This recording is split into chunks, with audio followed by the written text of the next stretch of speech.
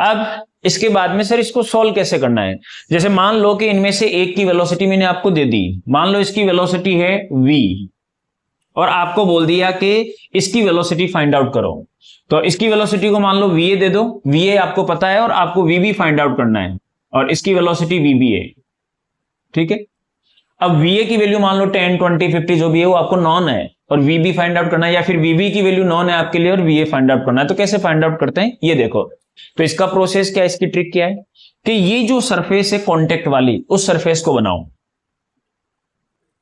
ये contact surface है, इस कांटेक्ट सरफेस के एक पॉइंट इधर लो और एक पॉइंट इधर लो, ठीक है।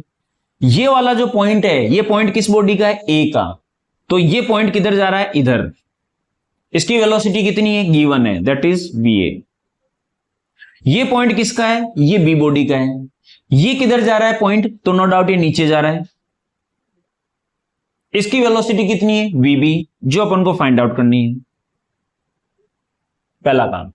दूसरा काम, अब क्या करें, ये जो सरफेस थी जो आपने पहले बनाई कांटेक्ट वाली, इसके परपेंडिकुलर एक लाइन ड्रॉ करो। इसके परपेंडिकुलर एक लाइन ड्रॉ करो, ऐसे। थोड़ा सा और क्लियर बनाता हूं, ऐसे।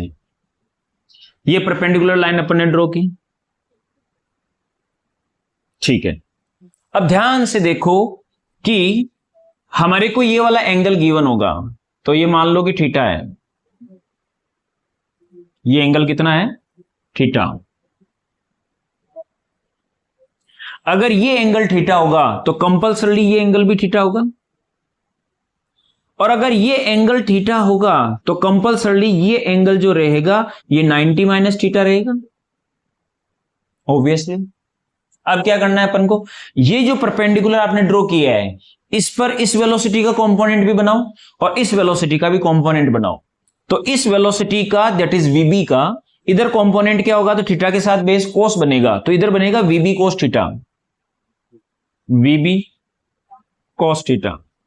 और इस वेलोसिटी का इधर कंपोनेंट क्या होगा, तो ये भी थीटा के साथ बेस है, कोस बनेगा, लेकिन कोस 90 माइनस थीटा, क्या बनेगा ये va कॉस थीटा, और थीटा की वैल्यू कितनी है 90 माइनस थीटा। 90 माइनस थीटा को क्या लिखोगे, तो दिस इज va, और कॉस को 90 माइनस थीटा तो चेंज होकर साइन थीटा बन जाएगा, तो यही करेक्शन कर रहा हूं, दैट इज साइन थीटा। ये जो दोनों कंपोनेंट है, ये दोनों कंपोनेंट हमेशा क्या रहेंगे, बराबर रहेंगे। क्यों बराबर रहेंगे, क्योंकि अगर ये दोनों कंपोनेंट बराबर रहेंगे तभी ये एक दूसरे को कैंसिल आउट करेंगे, और जब ये